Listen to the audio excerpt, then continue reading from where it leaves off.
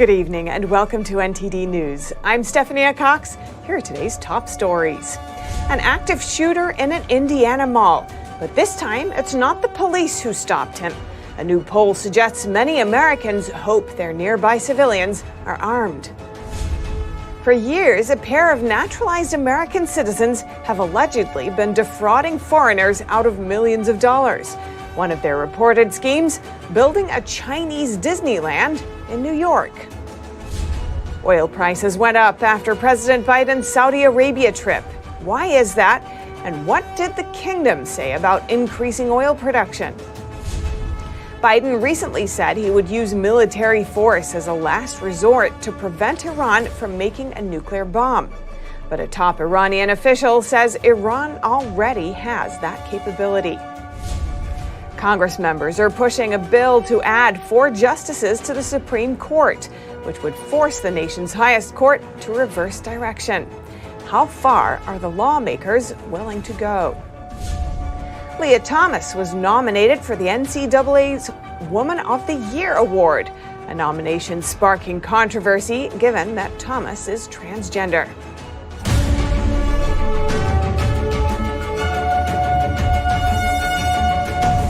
Armed civilians stopped an active shooter in Indiana last night. Might that change some people's perspective on gun rights? One poll suggests many Americans hope that armed civilians will be nearby in this type of situation. A gunman killed 3 people and wounded 2 others after he opened fire in a suburban Indianapolis shopping mall. On Monday afternoon, police said the gunman was a 20-year-old Indianapolis man with a juvenile record. His past incidents with the Greenwood Police Department include minor offenses as a juvenile, such as a fight at school and being a juvenile runaway. According to police, the shooter walked into the Greenwood Park Mall with a rifle and several magazines of ammunition and began firing in the food court. A 22-year-old man then shot and killed the gunman. The armed citizen was praised by police and the Greenwood mayor. The mayor said, "I am grateful for his quick action and heroism in this situation." In early July, Convention of States Action and the Trafalgar Group conducted a poll. It showed that almost 42% of people asked believe that an armed citizen would be their best protection if they were caught in a mass shooting event.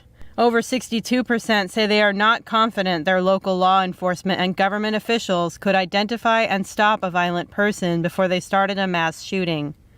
Mark Meckler is the president of Convention of States Action. He says the poll's results don't surprise him. And that's just logical. The police can't be everywhere, government can't be everywhere, and citizens are everywhere. So what it's telling me is that, by and large, the American citizen is a common sense individual who understands reality as it exists. Nowadays, some people say only the police should have guns. Many of those people believe that most shootings could be prevented if regular citizens wouldn't have easy access to guns, especially semi-automatics. Meckler says that idea would have made no sense whatsoever to our founding fathers. The Second Amendment, more specifically, though, also deals with a broader problem: is how does one defend himself or herself or their family, community, or country against a tyrannical government? And that's where the idea of having an armed population comes in. The founders had actually fought a war against a tyrannical government. That government tried to disarm them to prevent them from defending themselves. So they had real life experience with the broader example of defending yourself against a tyrannical government. He added that the idea of not having an armed population sounds good only to tyrants. Reporting by Arian Pazdar, NTD News, New York. And more information on the Uvalde school shooting is out. A new report and body cam footage were released, and the acting police chief is suffering the consequences. Here are the details. The new footage partly shows officers who responded to the scene help children escape through a window. The Texas State House of Representatives released an almost 80-page long report. It says big mistakes were made when the nearly 400 officers responded to the shooting. There is no one to whom we can attribute malice or ill motives. Instead, we found systemic failures and egregious poor decision-making. The report says the overall approach to the shooting was careless, and the bottom line the report found is that law enforcement responders failed to adhere to their active shooter training, and they failed to prioritize saving the lives of innocent victims over their own safety. Lieutenant Mariano Pargas was the acting police chief on the day of the shooting. He's been placed on administrative leave, according to the town's mayor. It's not clear whether the leave is paid or not. Lieutenant Pargas told the committee that he figured the school district's police chief had jurisdiction over the incident and the Uvalde police were there to assist. The report says the school district's police chief failed to perform or to transfer to another person the role of incident commander. It says the void of leadership could have resulted in the loss of life because injured victims had to wait for over an hour to get treatment. The room is full of victims. The school district's police chief was put on leave last month for not immediately confronting the gunman. We gotta get in there. He just keeps shooting. We gotta get in there. The report says that the gunman, 18-year-old Salvador Ramos, might have been sexually abused as a child. His friends and girlfriend told investigators that Ramos became increasingly depressed during the CCP virus pandemic.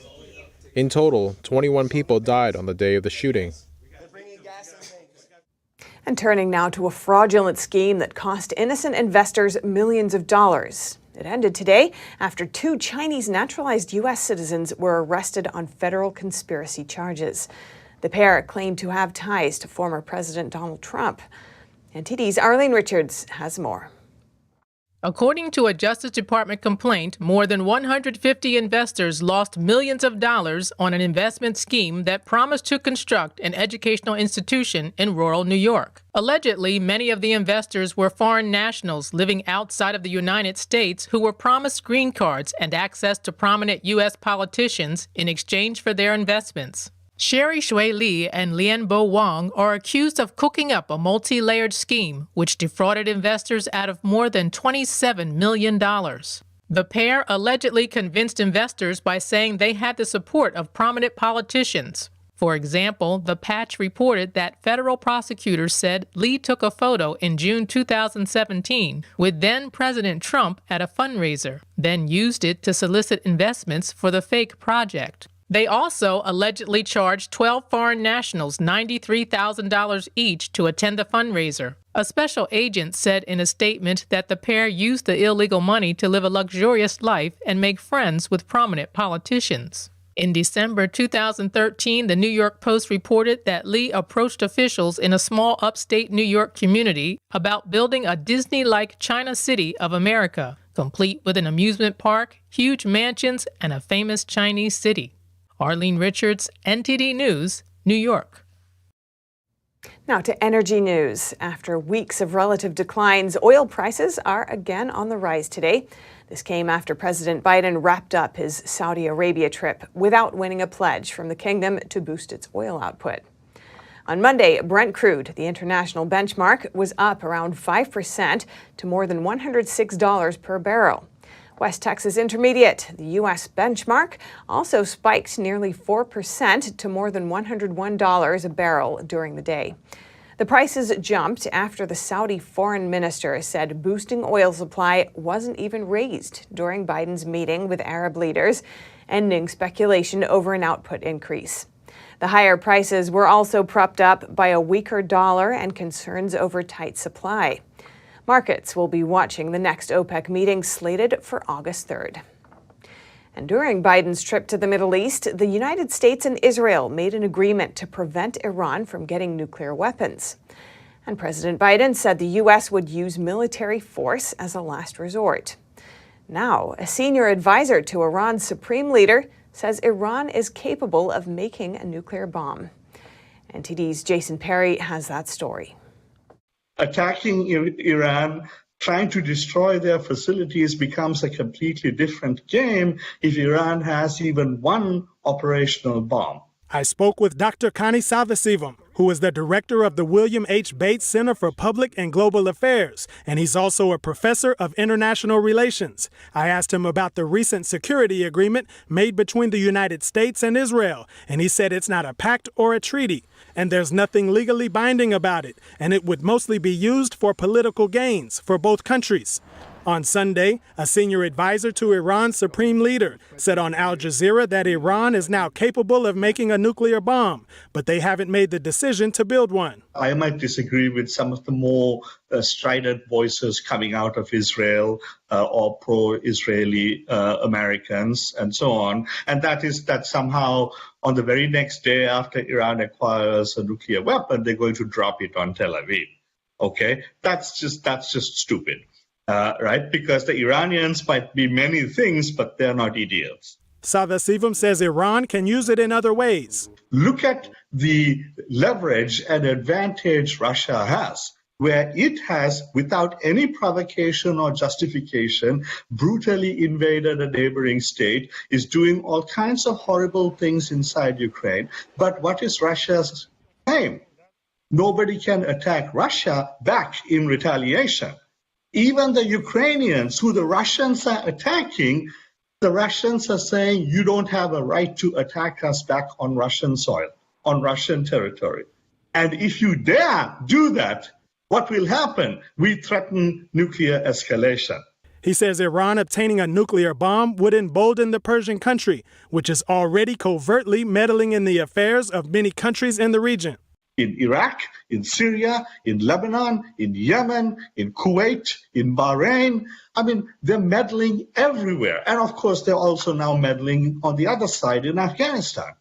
And that is without nuclear weapons. If they had nuclear weapons, they would be 1,000 times more brazen, because the attitude is we can do whatever we want, but nobody can retaliate against us. Nobody can retaliate against us on our own soil. In our own territory, because then there is the threat of us escalating to nuclear weapons. So that is the problem. And he said that sanctions are not necessarily the way to prevent Iran from obtaining a nuclear weapon, because the country's leadership does not care about the welfare of the Iranian people. And he said even though Biden said the U.S. would use military force if necessary, Israel is more likely than the United States to strike Iran to prevent Iran from making nuclear weapons. Jason Perry, NTD News. Today, a group of Democrats rallied to expand the number of justices on the Supreme Court. This is to force the nation's highest court to reverse course after a string of conservative rulings. But the White House has so far reserved its support for the expansion. NTD's Melina Weiskup has those details. From abortion access to gun rights, the government's regulatory authority, and more, the Supreme Court has issued a string of rulings that have blunted Democrats' decades-long legislative victories. We can't assume for a second that the court is done, as my colleagues have mentioned. Now, more than 60 House Democrats and a handful of senators are pushing a bill to add 4 justices to the nation's highest court, to force a change in direction for interpreting the laws of the land. Expanding the court will protect us from future bad decisions. A move that President Biden has repeatedly said he does not support. Despite the lack of support from the White House, Democrats on Capitol Hill have called to expand the court for the past year, while Republicans have painted it as a radical effort to exert control. Democrats push back that the idea is radical, citing the fact that the number of sitting justices have been changed 7 times. We can do it an 8th time. Absolutely. However, the current 9-justice makeup has not changed since 1869.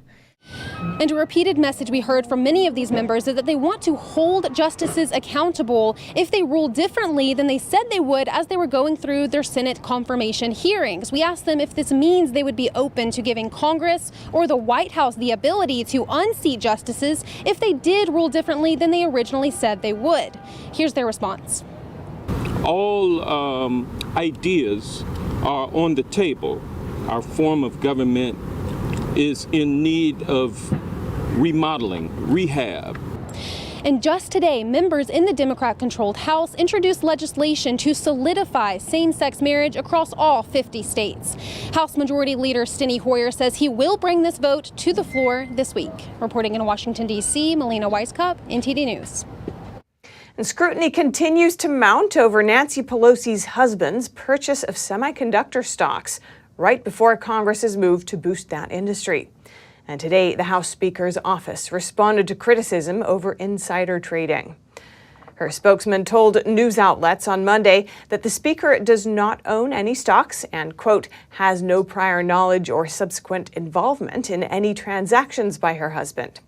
The controversy comes as a disclosure shows Paul Pelosi bought millions of dollars worth of stock in a computer chip company.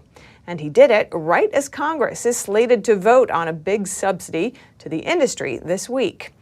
Meanwhile, in a Monday interview with Fox, Republican Representative James Comer called Nancy Pelosi, quote, the ultimate insider, noting that her husband has made other controversial stock purchases before. And in Republican Party news, former Secretary of State Mike Pompeo has been endorsing candidates for the Republican Party. The midterm elections are around the corner, but he also has his eye on 2024. In an interview with the Times UK, Pompeo indicated a potential bid for president and said Trump's candidacy won't affect his decision. Pompeo says he is fit to be in that position, but will make his decision after November's elections. He also says he will give his full support to Trump if he wins the nomination. Pompeo has launched a political action committee aimed at supporting conservatives called CAVPAC, or Champion American Values PAC. He has been traveling across the country raising money for Republican candidates in the midterm elections. And coming up, rallies in support of human rights were held across the nation over the weekend. NTD's Jason Blair heard what rallygoers and bystanders had to say in California. And Leah Thomas was nominated for the NCAA's Woman of the Year Award.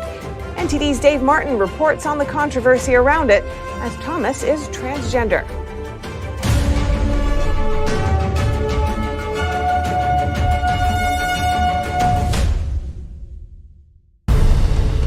In every country communism gains power, authoritarianism and death followed in its wake. Communism promises a world without suffering, and yet, in its execution, does the exact opposite. Following Lenin's death, Stalin's 29-year reign killed an estimated 60 to 66 million people. More famines and purges would occur. The very peasants that communism was supposed to benefit instead starved to death under its rule. The party dictates what is right and wrong. Mao ended up killing between 50 million and 70 million people. As an investigative journalist, I want to understand why.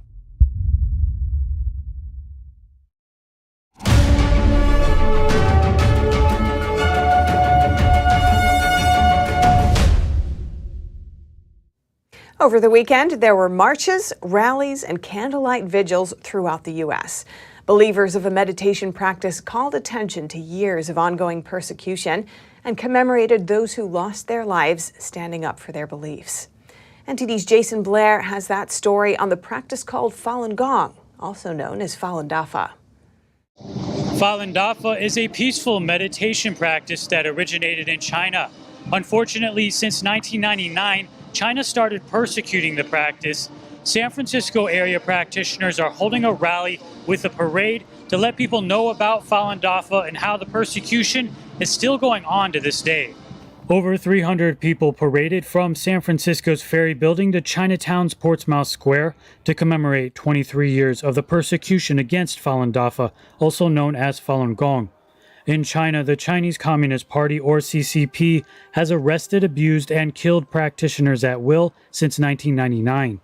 Sandy Wong, a Falun Gong practitioner since 1994, was one such victim. At the police station, they would force me to sign. They would force my hand open, but I made a fist because I won't sign. They bent this finger, my thumb, until it dislocated and couldn't sign anymore. Wong explained that she went out in public to clear Falun Gong's name as the CCP has slandered it for years. She was arrested and sent to jail and was in and out of jail several times since that incident. During that time, I was forced to do labor work. I had to wake up at 2 or 3 in the morning and work until 11 or 12 at night. It's common to work overtime. If we don't work overtime, we can sleep before 11 p.m. Wong says despite the CCP's efforts to break her faith, she held on to Falun Dafa because of how it changed her life. She was a single mom who had lost meaning in life. That all changed when she took up the practice. To be a good person, I think of others first in my daily life. The daily routine at home is still the same, but I no longer feel tired or miserable. It's that kind of feeling. But in 1999, the CCP began its persecution of Falun Gong. Those who do not choose to renounce their faith are beaten, brainwashed, jailed, with some even having their organs removed by force. We've never seen anything like this before in the history of the world. This is something so horrific as taking organs for profit as part of a medical genocide. Many pedestrians stopped to watch the parade and were dissatisfied with the lack of attention given to the human rights violations. Our media, mainstream media and social media does not want to offend the CCP. That's the bottom line, and it's all money. You'll see people passing out the flyers and people really not paying attention. So at least, you can't help but pay attention with the marching band and everything. But a lot of people don't know about this, and I think it's ridiculous that this is happening still. It is very shocking, and I think these kind of movements had to be made more often so that we make this conscious. And I didn't know people here in the country from China are fighting the communists. We are in South America. We are having the same problem. People still believe that the socialist communist is the good way to go because they have free education, they have free many things, which doesn't exist. There is no free anything. People pay for that.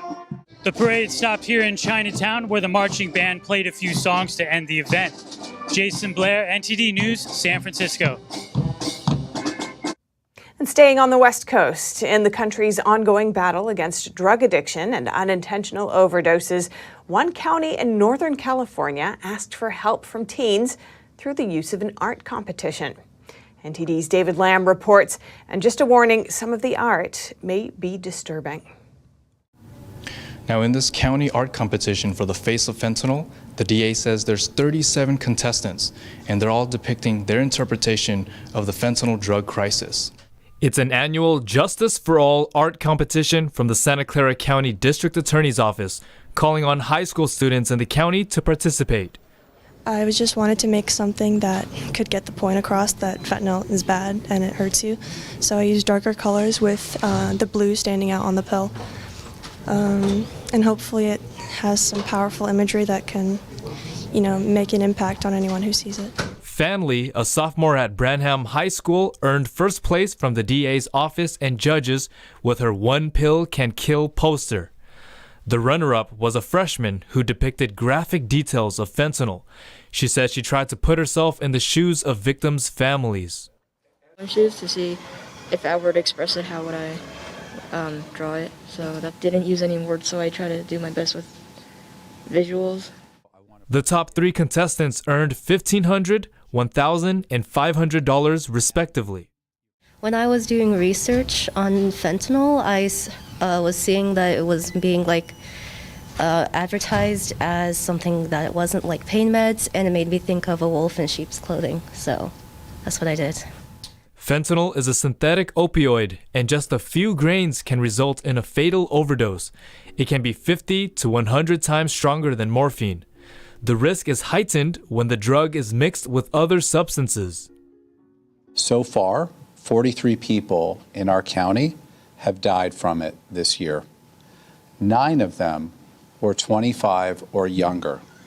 One was just 12 years old. The county launched a fentanyl working group in April this year and wants to remove the opioid from the streets. Bring the word out throughout the entire county, whether it's to kids, young adults, other people as well.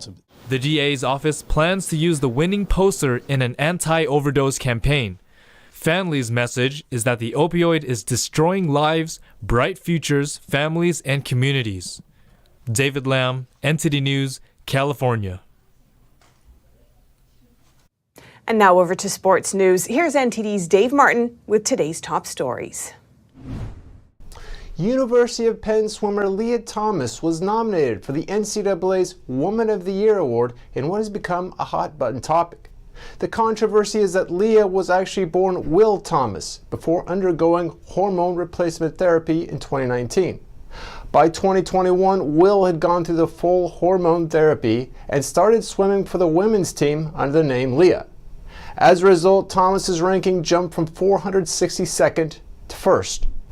Thomas, who won the 500-yard freestyle event at this year's NCAA Championships, is one of 577 nominees for the award, out of more than 220,000 female student athletes. Among those who voiced their displeasure was former tennis great Martina Navratilova, who tweeted, "Not enough fabulous biological women athletes, NCAA?" and asked, "What is wrong with you?"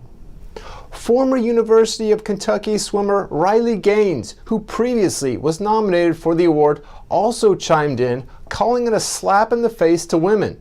She then goes on to point out that the award combines athletic performance with academics, service, and character, and asks, what character has Thomas shown? Last month, the world's swimming governing body, FINA, effectively banned most men who identified as women from competing in their major swimming events. In baseball, the Home Run Derby takes place tonight as New York's Pete Alonso looks to win his 3rd straight contest. Alonso has 24 home runs at the break and his 78 RBIs lead the majors. He takes on Atlanta's Ronald Acuna Jr. in the 1st round. In all, 8 players will take part in this all-star warm-up, including 42-year-old Albert Pujols, who has just 6 home runs this year, but has accumulated 685, good for 5th all-time in his illustrious career. On the other end of the spectrum, Seattle's 21-year-old rookie Julio Rodriguez will be competing as well. Ironically, home run leader Aaron Judge, who leads the majors with 33, will not be participating in the event. In other All-Star Game news, 3-time MVP Mike Trout will miss tomorrow night's game because of back spasms. In his place will be Seattle infielder Ty France. Trout's exclusion means that roughly 1/5 of the original 33-man rosters have now been replaced since being announced on July 8th. And finally, in golf, Australia's Cameron Smith won the British Open yesterday after overcoming a 4-shot deficit on the final day to win the Claret Jug. Smith was still 3 shots back of leader Rory McIlroy when he started the back 9. But that's when he caught fire, birding 5 straight holes to catapult him to the top of the leaderboard. When he finished with another birdie on 18, it gave him an overall score of 268, the best ever at the infamous Old Course at St.Andrews. McIlroy, who was vying for his first major title since 2014, ended up in 3rd place, while American Cameron Young finished runner-up. Other notables include LIV golfers Dustin Johnson, who finished tied for 6th, and Phil Mickelson, who, like Tiger Woods, missed the cut. That's all for your sports news today. Back to you, Steph. Thanks, Dave. And if you have any news tips or feedback for the show, you can email us at eveningnews@ntd.com. And coming up, Ukraine's president fires the head of the country's domestic security agency and the top state prosecutor. That's after finding hundreds of cases of treason and collaboration with Russia.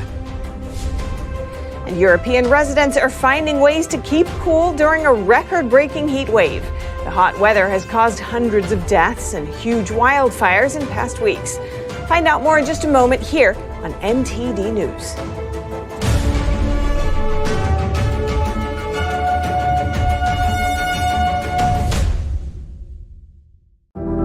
Secure, the true solution for your digital privacy and security. Secure is a private and secure messaging and email solution hosted in Switzerland, using military-grade encryption and Swiss privacy laws, giving you true privacy. Secure is 100% private and does not collect or sell any of your personal data. Secure's Helix technology connects you securely to our Swiss servers without the need of a VPN, guaranteeing privacy and security for all your communications. Secure Messenger doesn't require your phone number or any personal data that hackers target. Chat by Invites allows you to chat privately and securely with anyone outside of your secure network without the need for others to download Secure. Secure Send offers you a private and secure way to email anyone outside of Secure. You won't find this level of privacy or security on any other email or instant messaging application. Visit secure.com. Regain and protect your privacy today.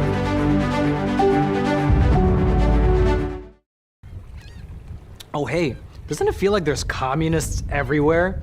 In fact, the Chinese Communist Party has been subverting America from every angle. So whether it's compromising our politicians, controlling Hollywood, manipulating Wall Street, or infiltrating our schools, they have stopped at nothing to take down America.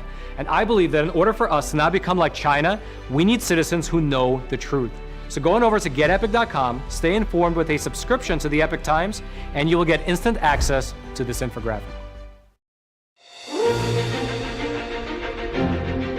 NTD's Capital Report. It's about getting answers, cutting through the fog of politics. It's about your questions and our chances to ask. What is the net impact of the American Congressman Graves? Thank you for joining us. We're speaking to those in power to find out what does this mean for the people. We're here so you're in the know.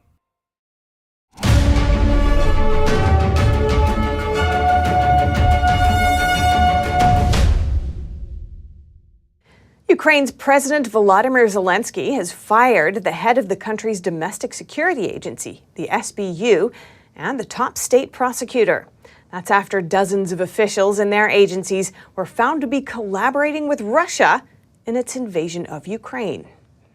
Zelenskyy said SBU chief Ivan Bakanov, a childhood friend, and Prosecutor General Irina Venediktova, who's been leading war crime cases against Russia, had to take responsibility for the 650-plus cases of treason and collaboration opened against their staff. Such an array of crimes against the foundations of the state's national security and the connections detected between the employees of Ukraine's security forces and Russian special services pose very serious questions to the relevant leaders. Each of these questions will receive a proper answer. The firings are the biggest political sackings since the invasion began. Zelenskyy said more than 60 officials from the pair's departments were now working against Ukraine in Russian-occupied territories and noted the problem had touched other departments as well. The sheer number of treason cases lays bare the huge challenge of Russian infiltration faced by Ukraine since Moscow began what it calls its special military operation on February 24th. In particular, questions have loomed over how the southern port region of Kherson fell so quickly to Russia in early March. That was in sharp contrast to the fierce resistance around Kyiv that forced Russia eventually to back off and instead focus on capturing Donbass in the east. Russian troops have now captured swaths of Ukraine's south and east in an invasion that has killed thousands, displaced millions, and destroyed entire cities. And Zelenskyy has appointed an experienced security official and corruption fighter as the acting security agency chief. And amid an ongoing energy crisis in the European Union, Russia's Gazprom has told European customers that it cannot guarantee them gas supplies. This is according to a Gazprom letter seen by Reuters. The letter said it's doing this because of extraordinary circumstances.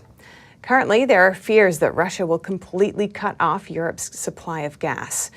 The head of the International Energy Agency warned today that this is a real possibility.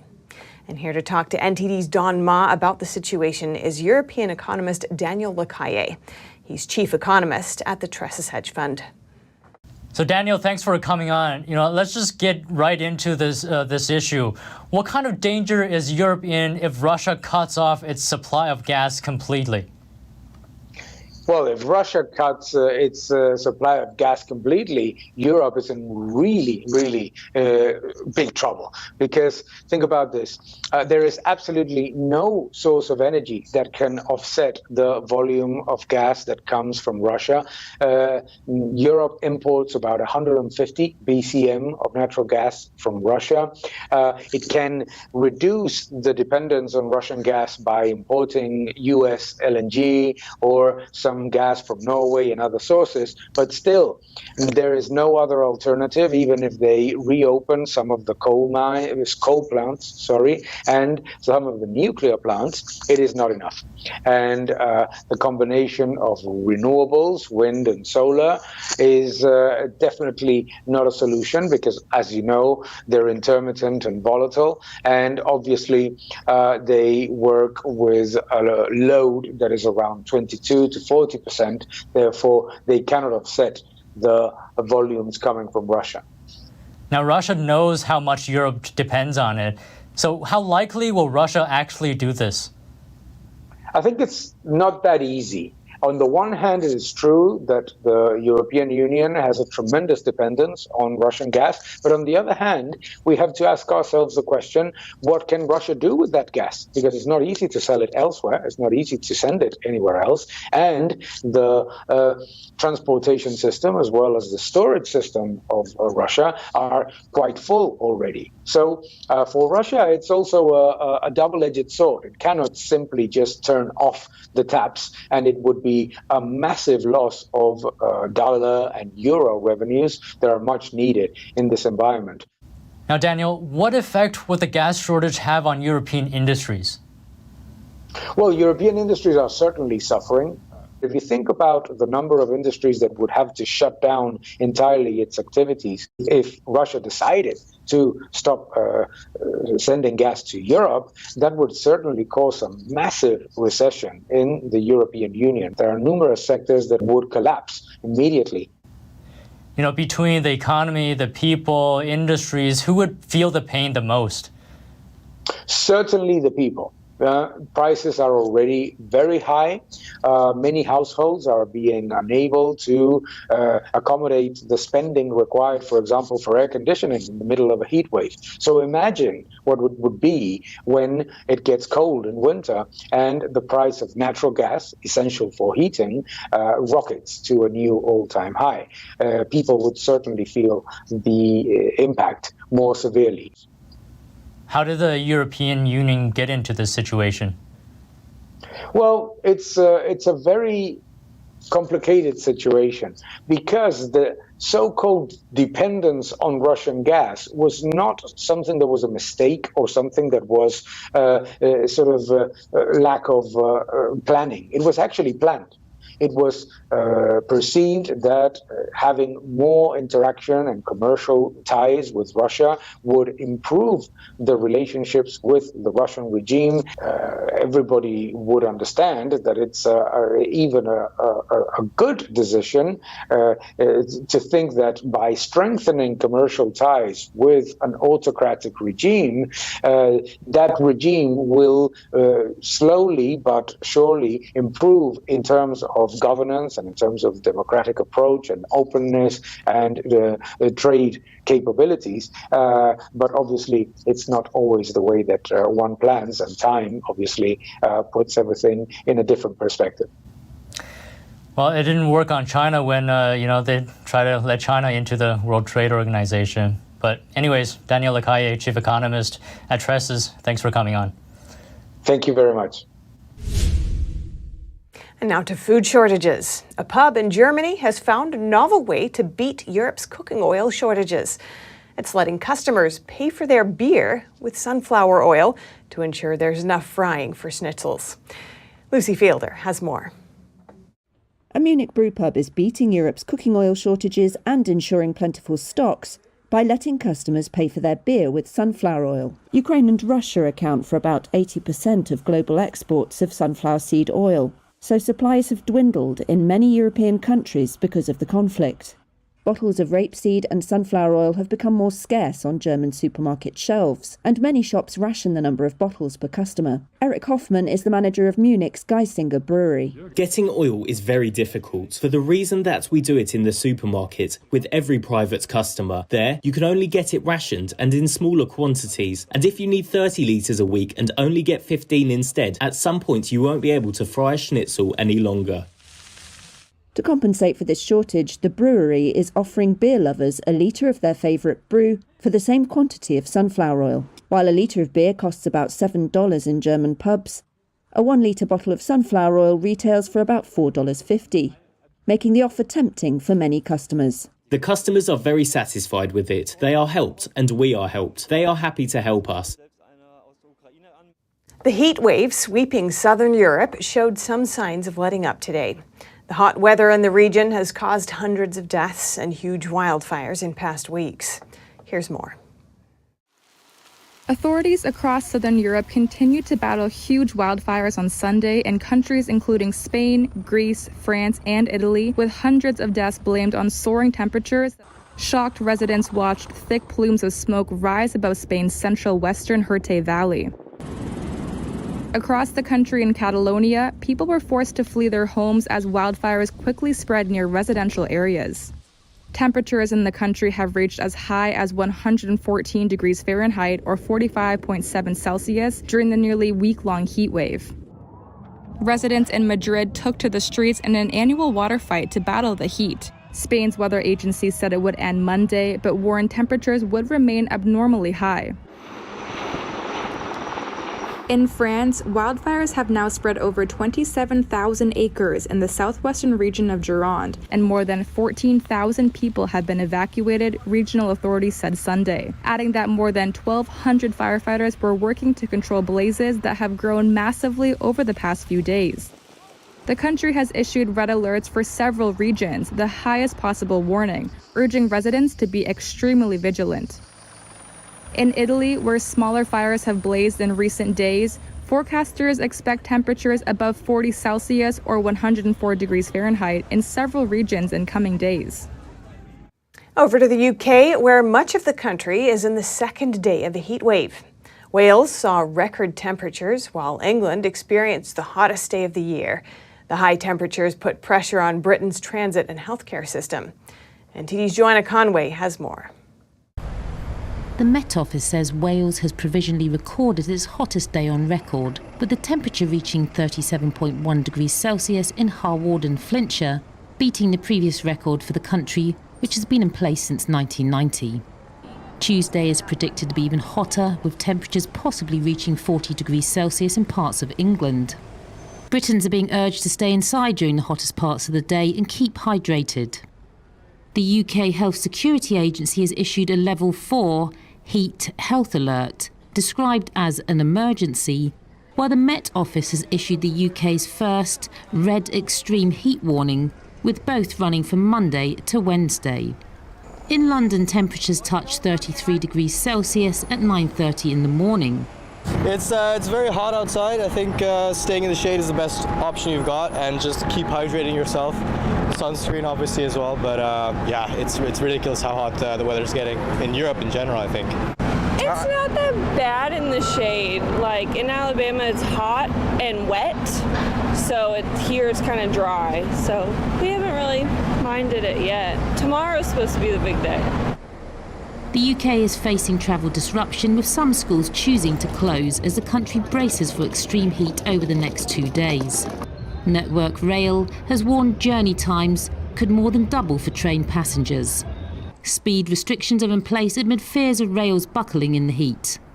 The NHS has also seen added pressure as a heatwave led to a surge in demand for services. Additional contingency support is in place for ambulance services, such as more core handlers and extra working hours. Some operating theatres had to suspend work because they couldn't be kept at required temperatures. At least 100 schools opted to close or partially close over both Monday and Tuesday, including those in Buckinghamshire, Oxfordshire and Cambridgeshire. Water UK says the extreme heat has resulted in an unprecedented peak demand for water in recent days, with the most intense demand across the south of England. The industry body encourages people to carefully consider their water usage and not to waste it. Soaring temperatures also saw a loosening of the House of Commons dress code for MPs. Speaker Sir Lindsay Hoyle said MPs would not be required to wear jackets in the Commons chamber for the rest of the week. Joanna Conway, NTD News. And in France, at least 15,000 healthcare workers who chose not to get the COVID vaccine have been dismissed. As hospitals continue to face severe staffing shortages, the government had promised to reinstate them. But that hasn't happened, and the workers have gone without pay for months. NTD's France correspondent David Vives brings us this report. Last week in the southern French region of Vaucluse, all the heads of the emergency reception services quit in protest. They wanted to highlight the dire staff shortage in French hospitals. While the heatwave has led to a rise in hospital admissions, healthcare workers are missing. Many observers describe the situation as a catastrophe. The French Hospital Federation says 99% of hospitals have difficulty recruiting. Healthcare unions say the COVID crisis has been exhausting for workers. Moreover, hospitals lack workers who have been dismissed because they refuse to take the COVID vaccine. At least 15,000 of them have been forced to leave their jobs since September 2021. In April, French President Emmanuel Macron promised they would be reinstated, but he hasn't yet made good on his decision. Maud Marion is a lawyer defending these workers. She says there's no way to know if they will be able to return to their jobs. It is difficult to present arguments that are controversial about the vaccine. We are not waiting for a response, so we do not know what the minister will do. Some healthcare workers have been protesting for months, asking to be reinstated. They say they are denied pay and government assistance. We've spoke to some of them who said they can prove that they have developed strong immunity to COVID after being exposed to patients, but the hospital administrations have not taken this into account. Marion says there have been many court decisions that ruled that these unjabbed staff should be reinstated, but local government-managed health agencies are opposed. Through emergency procedures, several courts have ruled that the private employees should be reinstated, as they are private employees. But the hospitals say that the health agencies are going to cause them problems, that they should not be reinstated in their posts. This is the same as not respecting a court decision. The health agencies do not respect court decisions. Even when we win at the employment tribunal, the person is not reinstated. They are not paid. Today we have reached a level of extremism in the reading of the law where even if we win in court, we don't manage to reinstate people. She also says the higher the number of jabs, the less likely it is healthcare workers will comply. Even if there was new law mandating the vaccine, there would be much less compliance. A large part of the caregivers who had given 2 doses did not want to take their 3rd dose, and now we are below 50% of compliance for the 4th dose. It is not yet in the law, even though some hospitals are already practicing it. But it will not be long before it is. Very clearly, there will be a whole series of people who are going to be suspended. So there will be a moment when the law, even if it passes, will not be respected. David Vives, NTD News, Paris. Coming up, a zoo in California rescues 2 tigers from Oklahoma and takes them to a new home. The tigers were neglected at a tourist attraction, living in poor conditions. And Chicago celebrates National Ice Cream Day at a new museum, featuring ice cream treats and pools filled with sprinkles. That and more after this short break.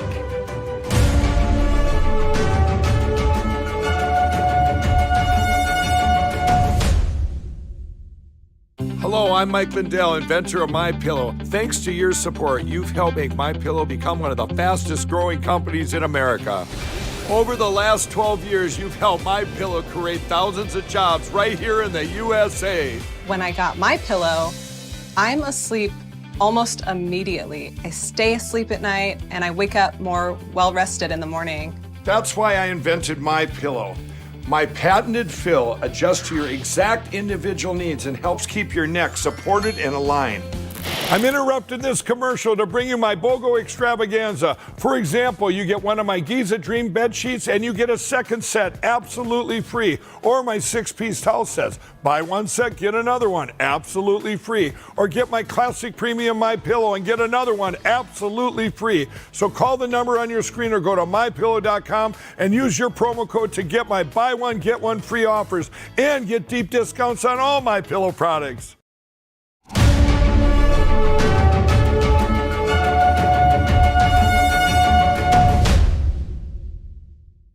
Two neglected tigers that were once at a tourist attraction are beginning new lives in a new home.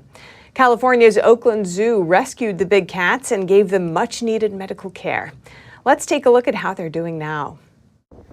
California's Oakland Zoo rescued two female tigers, now named Lola and Mia, from a roadside tourist attraction in Oklahoma last month. The U.S. Department of Agriculture shut down the attraction for multiple animal safety and welfare violations. Because they're no longer making money for people once these cats, become really teenagers, they're too dangerous. They may not get fed, they may be killed, they may be sold for game hunting, and the facilities are very, very minimal. They usually live in small cages. Since there were no records of the big cat's history, the zoo doesn't know their age or vaccination record. Workers at the zoo say people can do the following if they want to help tigers. So if you want to help tigers, shop responsibly to minimize habitat loss. There's great places you can look to research for that. And if you're going to help a tiger sanctuary, make sure that they are an accredited sanctuary with the Big Cat Sanctuary Alliance. Additionally, press your legislators to pass federally the Big Cat Public Safety Act, and that means that these tigers can't be kept as pets. Lola had a facial deformity caused by an untreated tooth infection, and Mia had been declawed as a cub. It's a painful process which removes part of the animal's paws. The Oakland Zoo says they are very happy to be able to provide the two tigers with a forever home and a good quality of life. And I think, it will be very heartwarming to see them be able to walk out on grass for probably the first time ever. And, tigers love water. The moment they get to, jump into the pool, I think just there's going to be so many times when, we really will be so happy about this work that we're doing. The tigers will live in the Oakland Zoo's newly remodeled tiger exhibit.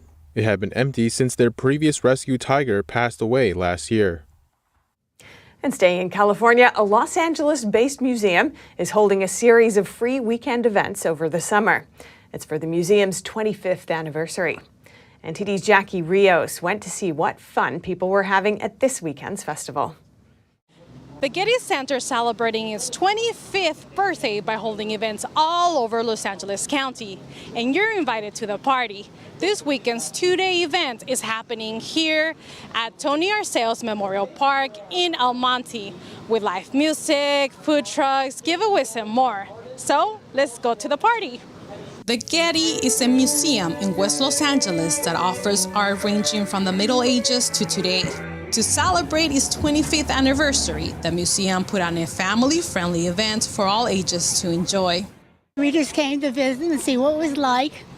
So, a nice small festival. Very nice. The activities included traditional dances from both local and international cultures. One girl took part in the dances. My daughter's actually performing today. Really? Yeah. What is she doing? She's doing ballet and tap dancing. The museum has put on free festivals since May, and they will continue over several weekends until the end of August. The Getty is usually free to attend, but right now it requires a time entry reservation. Normally, doors are open to anyone. Jackie Rios, NTD News, Los Angeles. And over in Chicago, they celebrated National Ice Cream Day yesterday with giant sprinkle pools, ice cream, and a Willy Wonka-esque ice cream adventure. Here's the story. I scream, you scream, we all scream for ice cream. People in Chicago celebrated National Ice Cream Day on Sunday with an ice cream-themed adventure inside and outside of the newly opened Museum of Ice Cream in downtown Chicago. Manish Vora, co-founder of the Museum of Ice Cream, says the museum helps adults rediscover their inner kid.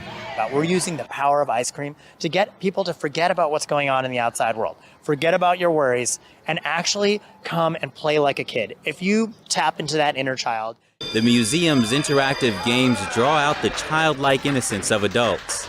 We have a putt-putt, a 3-hole ice cream-inspired mini golf course that is a part of the experience. From an interactive cherry on top game where you are going to build your ultimate ice cream sundae using these cherries that you're going to be flicking into the virtual world. Adult visitors dunked themselves in the giant sprinkle pools like kids, inside and outside of the museum. Emmy Sorrells from Alabama made the dive. Oh, you feel like a child again. You look, I mean, I would never jump in a sprinkle pool anywhere except for the Museum of Ice Cream. Sophia Lewis from Chicago enjoyed swimming in the sprinkles and visiting the ice cream history exhibit. The best part was jumping into sprinkles head first, but it was a lot of historical facts and different stuff to taste, so it was a lot of fun. I'm like 5. Daring visitors got to be adventurous kids again, trying unusual flavored ice cream. LG Betts from Chicago tasted hot dog ice cream, a hot dog flavored ice cream complete with hot dog seasoning, real mustard and a pickle. Tasting the hot dog ice cream, I didn't expect that to be so good to me. It had pickle flavored everything. It was pretty good. Visitors ended the visit at a Prohibition-era themed speakeasy, where they tasted cocktails, milkshakes, sprinkle pool sundaes, and exotic drinks. Vora hopes that the Willy Wonka-like ice cream museum energizes senses and reimagines the way people experience and love ice cream. Reporting by Angela Moy, NTD News, Chicago. And that's all for today's news. Thanks for tuning in. I'm Stephanie Cox.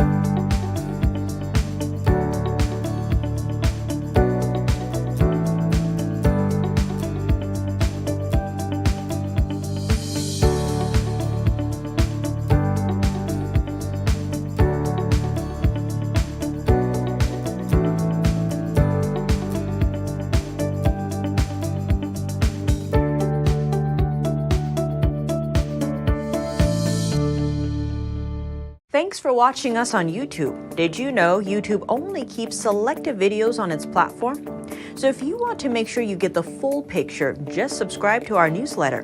Go to newsletter.ntd.com and sign up. It's free.